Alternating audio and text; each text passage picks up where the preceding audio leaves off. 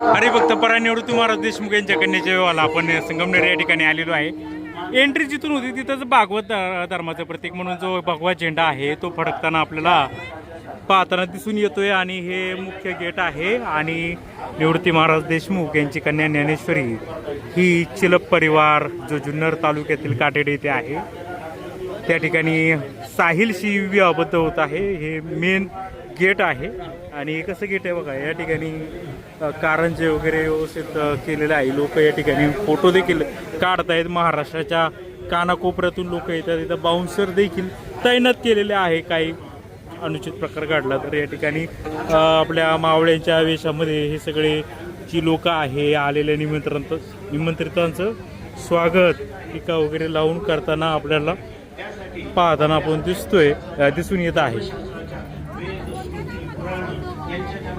आणि समोरचं जे मैदान दिसतंय त्याच्या मैदानामध्ये या ठिकाणी नमस्कार आणि समोर जे स्टेज आहे त्या ठिकाणी बरोबर सायंकाळी 6:50 समथिंग हे बघा आलेल्या पाहुण्याचं स्वागत करण्यासाठी तुतारी देखील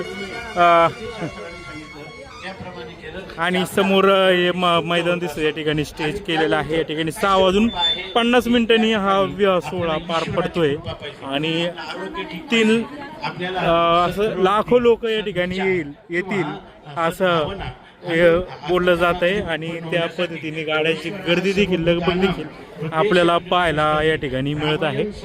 आणि शाही विवाह सोहळा आहे। अनेक VIP लोकांची या ठिकाणी गर्दी होणार आहे। ही जी मर्सिडीज गाडी आपण जी पाहतोय हीच गाडी वधू वरांसाठी सजलेली आहे आणि याच गाडीतून वधूवर जुन्नरला रवाना होतील।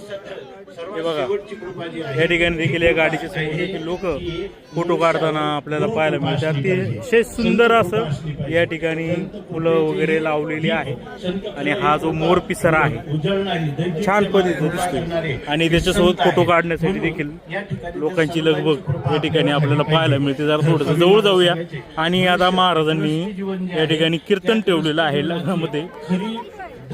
जस्ट एक अर्धा तासापूर्वी देवेंद्र फडणवीस येऊन गेलेले आहे आणि महाराष्ट्रातील सगळी जे कोण आहे महाराष्ट्रातील लोक जे यांना मानणारे आहेत ती लोक या ठिकाणी संगमनेर या ठिकाणी येत आहे। हे 100 एकरचं मैदान आहे असं सांगण्यात येत आहे आणि बाजूला जवळपास बऱ्याच क्षेत्रामध्ये पार्किंगच केलेलं आपल्याला पाहायला मिळेल।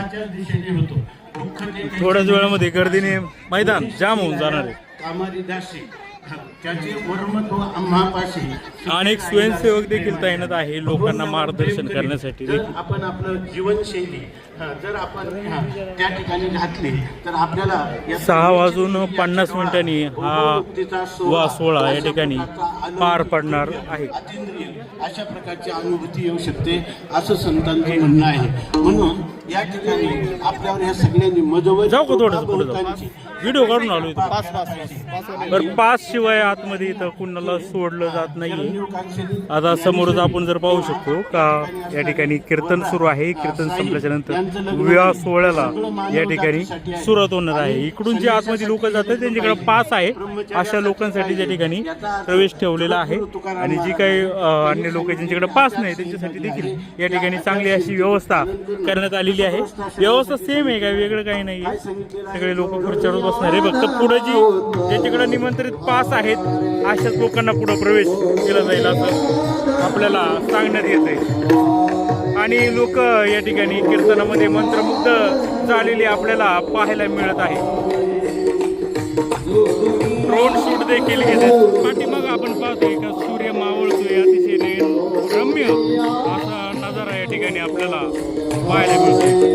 6:50 हा विवाह या ठिकाणी संपन्न होणार आहे।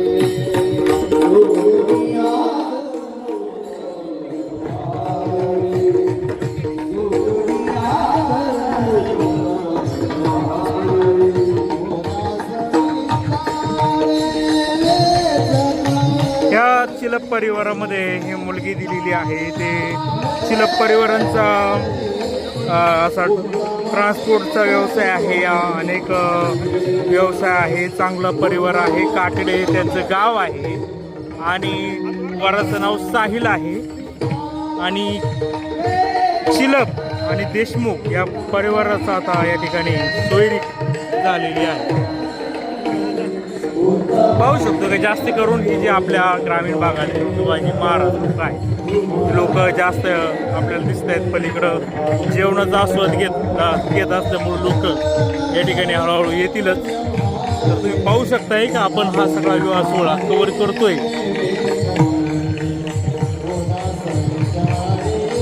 प्रेक्षकांना म्हणजे लोक लांबचे आता एक पाठीमागं होतो त्यांना पाहता यावं यासाठी जागोजागी स्क्रीनची देखील या ठिकाणी व्यवस्था केली असल्याचं आपल्याला पाहायला मिळतं. 1 2 3 आणि इकडे देखील 3 अशा 6 स्क्रीन या ठिकाणी लावण्यात आलेल्या आहे जेणेकरून हा सोहळा प्रत्येक व्यक्तीला पाहता यावा यासाठी.